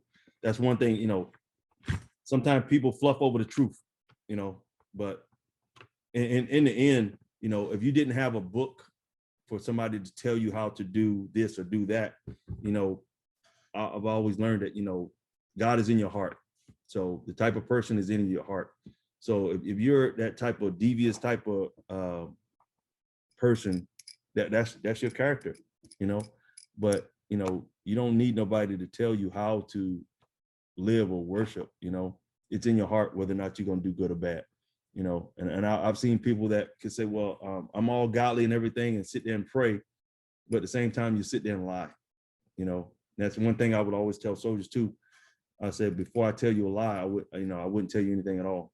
And that's always said. One of my analogies I used to always tell a soldier, you know, when we sit, you know, a couple of times, you know, you have a soldier, you know, when they make mistakes, you know, I would bring them in, and Sergeant Major Purdy used to get it on me, but I used to have all my letters of reprimand when I was a first sergeant. You know, everybody, you know, you come to first sergeant office, they got all their awards and everything, and you know, everybody like, oh man, you know, first sergeant got, you know, because you know, I used to love, you know, we did our class A's, and so you got MSMs, and oh man, and then when they come in, they be like looking, I'm like, this is not an MSM. So I took all my letter of reprimands and put them on certificate paper. Sorry, Sergeant Major. I used to have them on my wall, and I used to always say, you know, if I can do it, you can do it too. So, but you know, it's in your heart, you know, what type of person you are. But then, you know, you get people, and then I would get into it, you know, even the staff calls, you know how it is, you know, sometimes you got to fluff the numbers. I didn't like that. That's something I couldn't do. And I would say my part, and any fluffing, I'll pass it over to the commander. Commander, fluff all you want, you know, but I just couldn't do it, man. That was a problem with me. And that's always tell guys, you know, hey, look, if it's messed up, just say it's messed up, you know, don't be afraid. Okay, it's messed up, but now your work and your efforts, fix it. Let's make it better. You know, it's not going to get fixed overnight, but as long as you're making a step toward, you know, making it better for the next guy, or making it better, you know, for the next time, you know, but just don't, you know, it's broken, then you just put it in the Connex. It's like, no, you know, I didn't like that. A lot of soldiers knew that, you know, but you know, that's where you had that, where you got that push-pull mentality. Man, it was like a tug of war sometimes. But you know, if it's broke, let's say it's broke.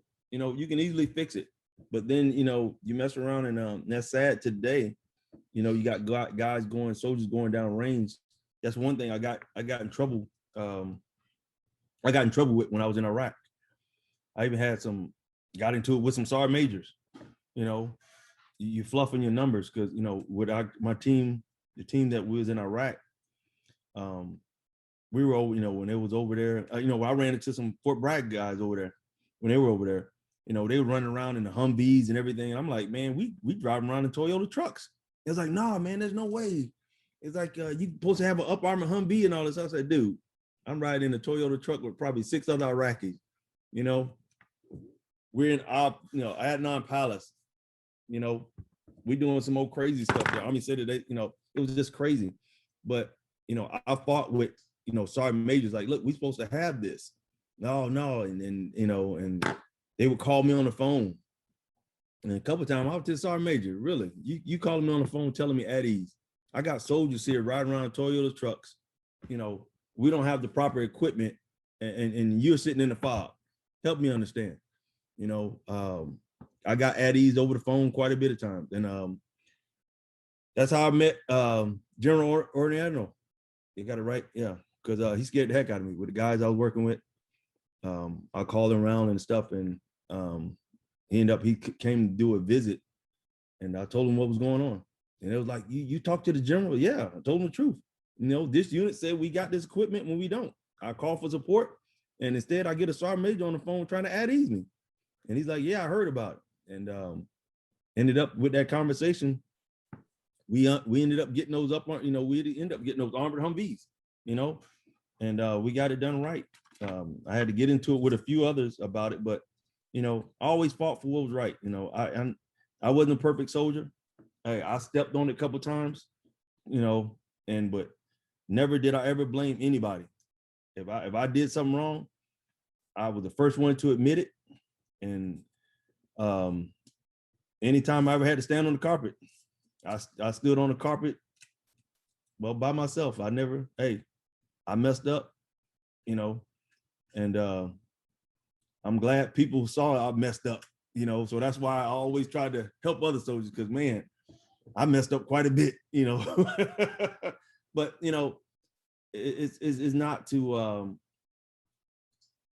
you know, everybody make mistakes, but you can always be better, you know.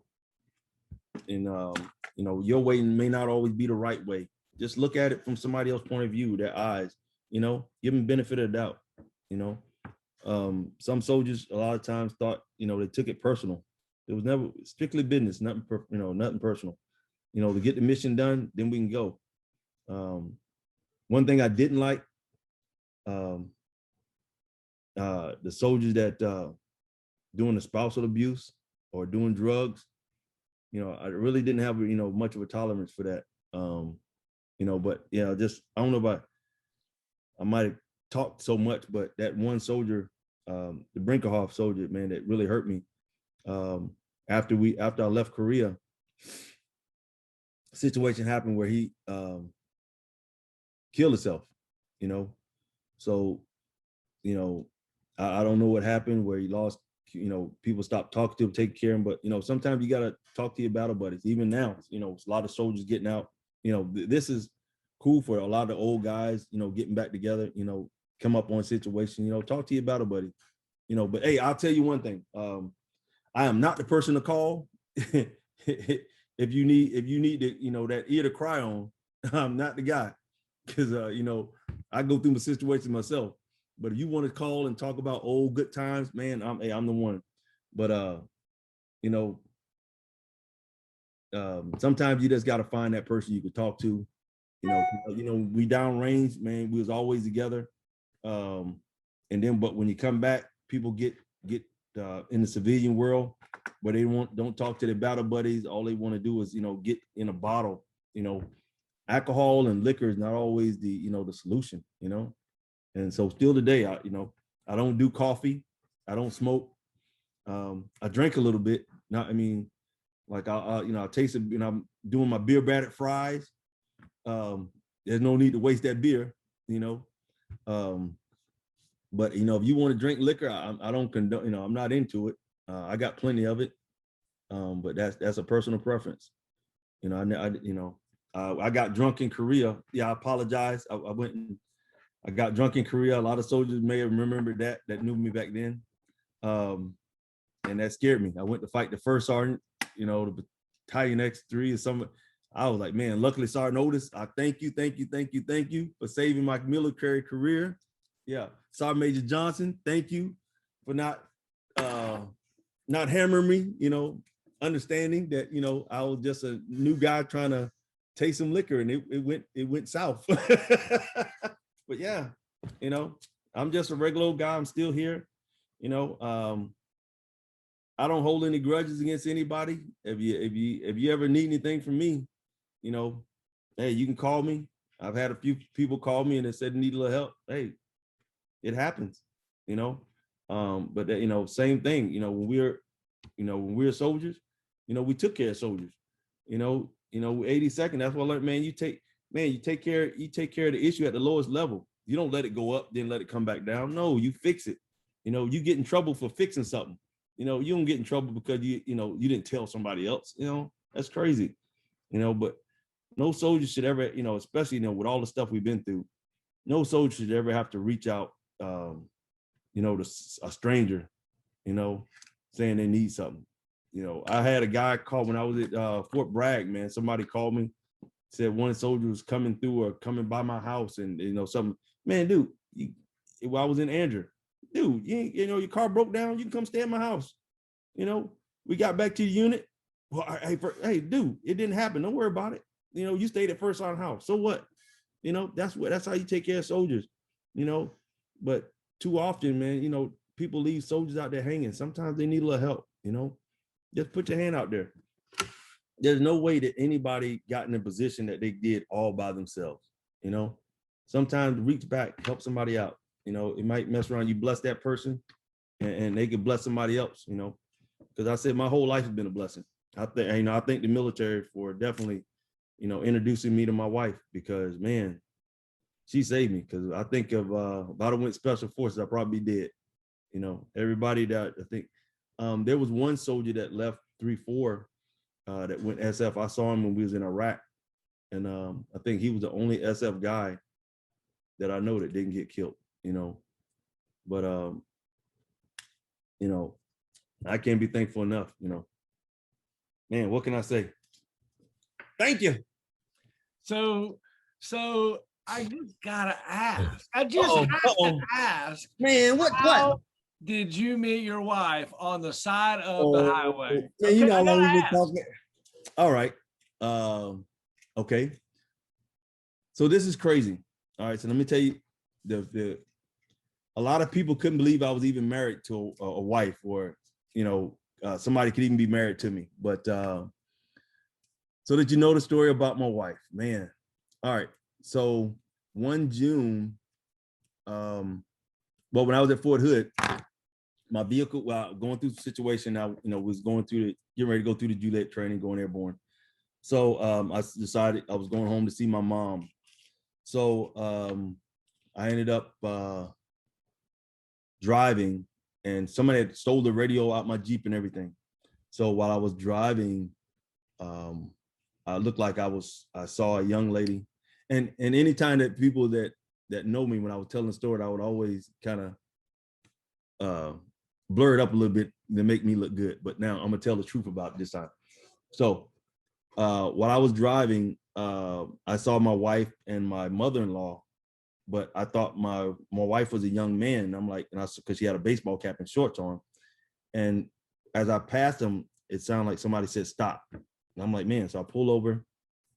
I ended up backing up, and I didn't want to, you know, I saw that she was a young lady, and I pulled out my military ID and said, look, I'm a soldier in the United States Army. You know, I just want to help you out. What can I do? You know, they told me what the car was doing. I kind of listened at it, and I'm like, all right, your alternator's gone. You know, you've been running off your battery. That's why it won't start. And I said, well, here, let me just drive you to the next exit, and we can get you towed so you're not out here on the highway. So they got in the car. My wife and mother-in-law was, they're very protective. I think my mother-in-law, who was it? I think, yeah, my mother-in-law, I was wondering why she had a hand in a pocketbook. It's like, all right. So I later found out she had a pistol in her pocketbook. So we got them to the next exit. We called a tow truck. As I was speaking to my mother-in-law, she was asking me questions and everything. And so my wife was on the phone. So I'm thinking she's on the phone with her husband or something like that. So I used to wear a ring that I bought for my daughter. And I said that this is going to be the ring that I give to my wife. So my mother-in-law was asking me, is there anything that she can give me? Because it was just so nice of them. And I said, you know, me to do this for them. And I said, no. I said, my father taught me, in order to receive a blessing, you have to give a blessing. So I said, I'm giving this blessing to you. Now you got to pass it on. So she's like, that's so nice and everything. And then she was like, can I deal? I said, no, if you give me anything for it, that null and voids my blessing. So jokingly, we sat there talking, and then when my wife got off the phone, she said, well, here. Well, she asked me, was I married and everything. I told her about while I was wearing the ring. And she's like, you got a wife? I said, no. I said, you know, I'll just wear this ring because one day I'm gonna give it to my wife and everything. And she said, well, here, won't you take my daughter? She's not married.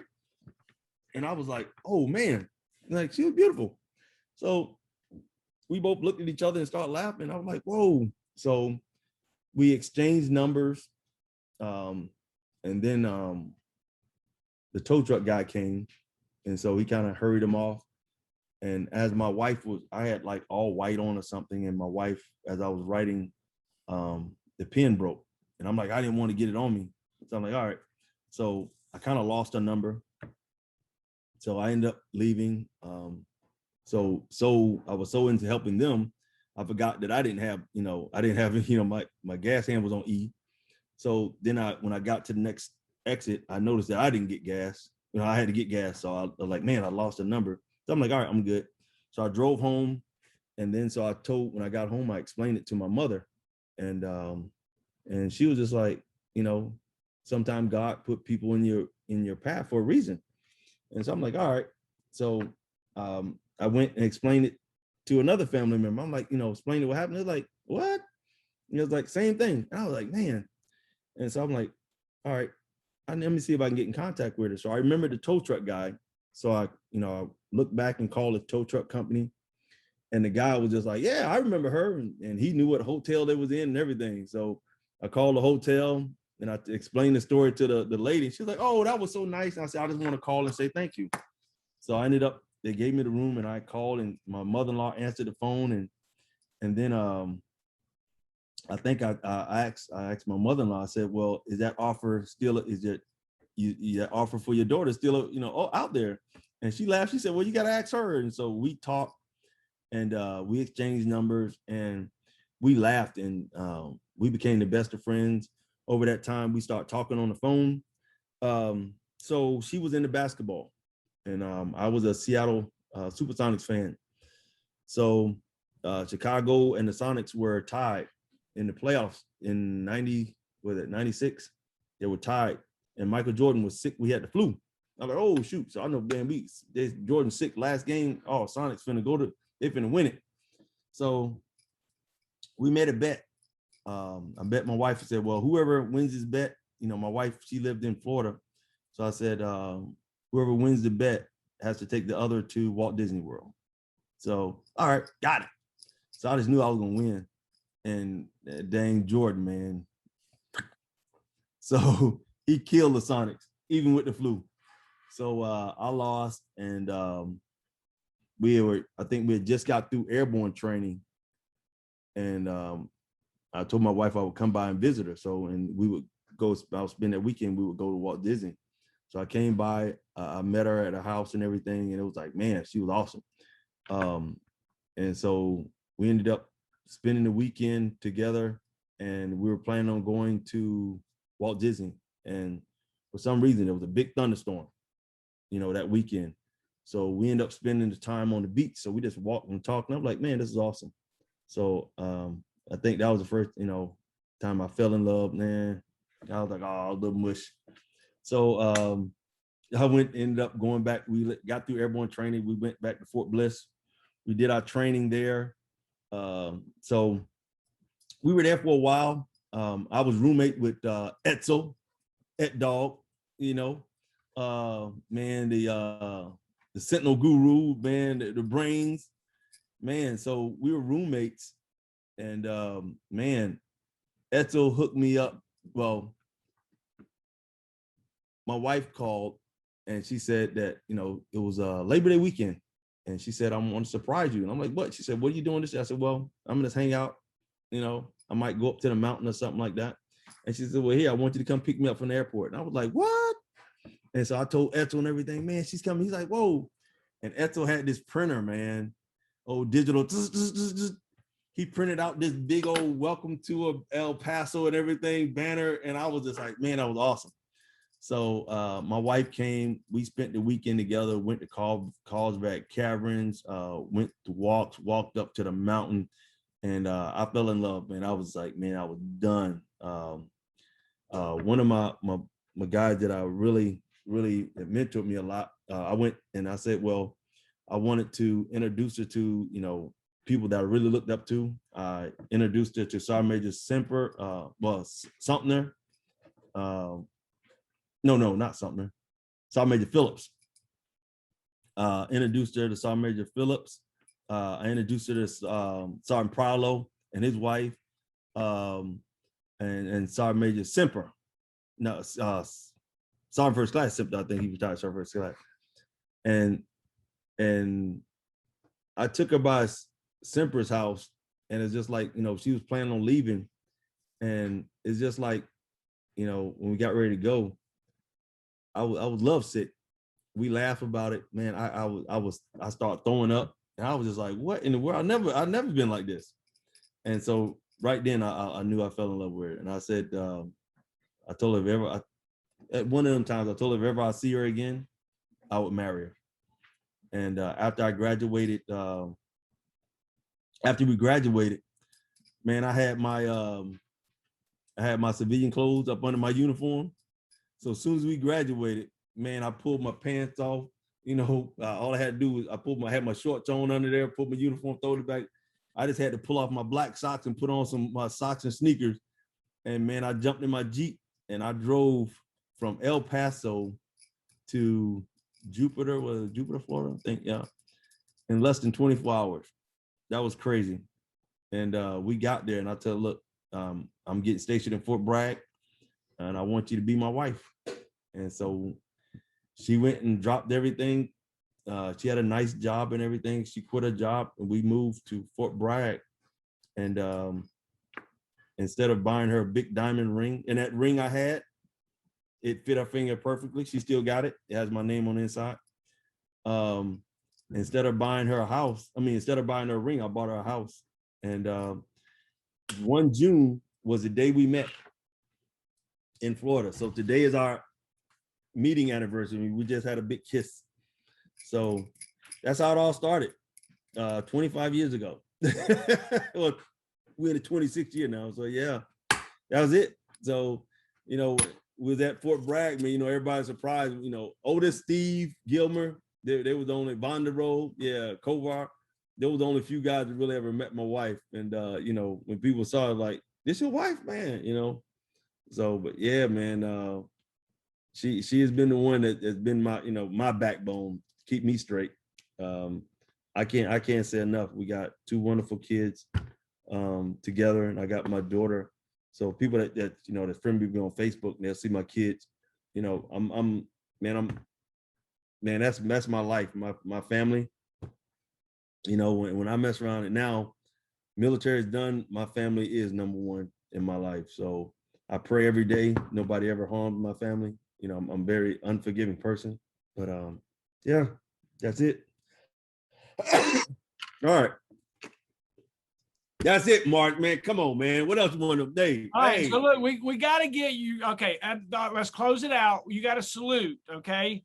So you got to report. So I want to hear your name, rank, and reports. Okay, then drop your salute. Call your unit to attention. Okay, and as a drill sergeant, you got to give me something special, a half right face, or I don't know, something. I should go pull a hat out. Go pull a hat out the wall. Let's see. All right, we got a light right in your face. Let's pull it down some and put you. There you go. There we go. Now we got it better. Yeah, there we go. My last unit. All right. It doesn't have to be your last unit. It can be any unit, just whatever, Let's see. Man, I want to call them off. No, I'll do the last unit. Battery attention.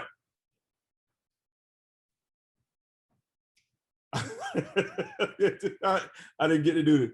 Wait, let's do it again. Dang. Oh, man. Oh, dude, you said so. All right. Battery attention. Assassin 7 out. Oh, I got a about face and everything. I love it. I love it. Hey, give me a reports, like first sergeant, reports. Oh, let's see. Which one? I don't know. How we reporting? No, all I want to hear is I want to hear First Sergeant Carlos Spann reports. That's it. Let's see. Battery attention. First Sergeant Carlos Spann reporting. Alpha 7 out. Yeah. That's it. I love it. Yeah. Heck yeah. All right, now y'all got to piece that together. I got to see. Well, I got to see some pictures.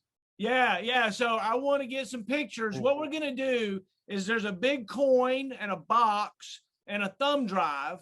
We're gonna put this interview on the thumb drive, and we're gonna make like a slideshow with like 20 pictures, for your memorial service. By golly, and then all of this is, it's for your family. It's for your family. You tell your stories.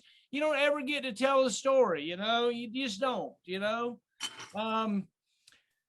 me that's the most I've ever, and that's what's funny. That's the most I've ever, and a lot of people, I don't know, mistook that, but I really didn't talk to a lot of people. I was sitting, a lot of times I was sitting and look at them, and I was listening and stuff, but and I really had to get to know you in order to trust you, and then we had our thing, man. If you was airborne, you was in 3-4. Hey, you trust, man. You had to worry about that because we already had it back. Already had our backs, man.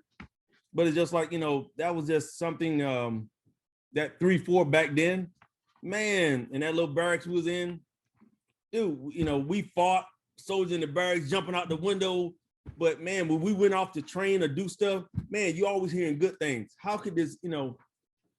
It was just crazy how one battalion could be so high, not high strung, but have such high standard. And it's just like, the old sergeant majors, the Bear, it's just like, you go out there, you better go represent, second, that ain't up but the first loser.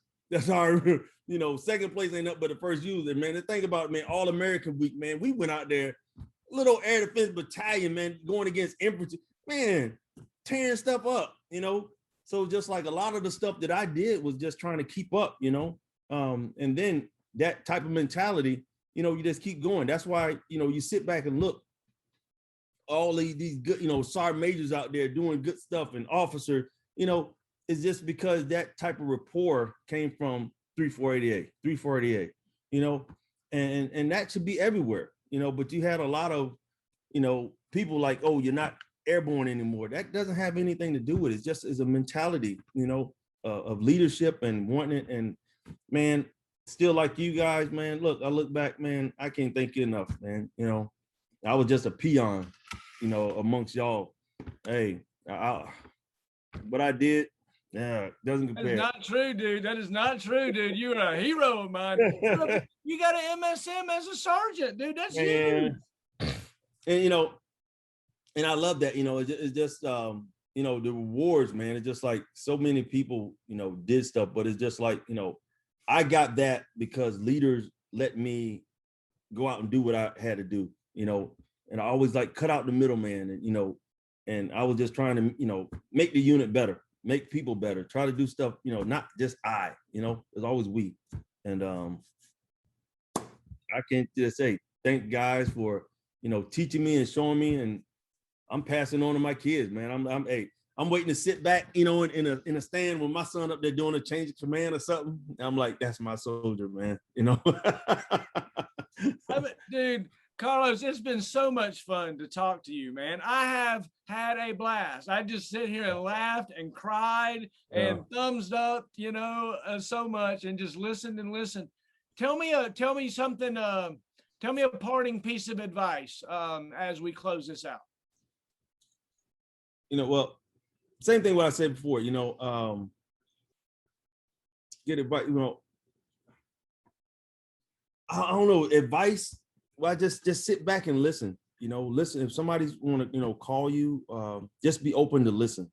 Like me, I talk a lot, but my thing is I always like for my story to be a motivation to somebody else. If somebody can hear my story, so just listen. And just because in the biggest thing, just because a soldier makes a mistake, don't mean they're a bad soldier. Everybody deserves a chance. There's nobody out there that really messed up. But just sit back, listen, and sometimes, hey, Well, the best piece of advice, sometimes take your rank off, take your hat off, and listen. Amen. Just listen. Amen. Yep. I love it. Well, thanks for starting. I appreciate it. It's been a great time, dude. I love it. I might edit this and put it out like now. Oh, thank you, Airborne. Hey, be blessed, be safe, Battle. I love you, man. Out.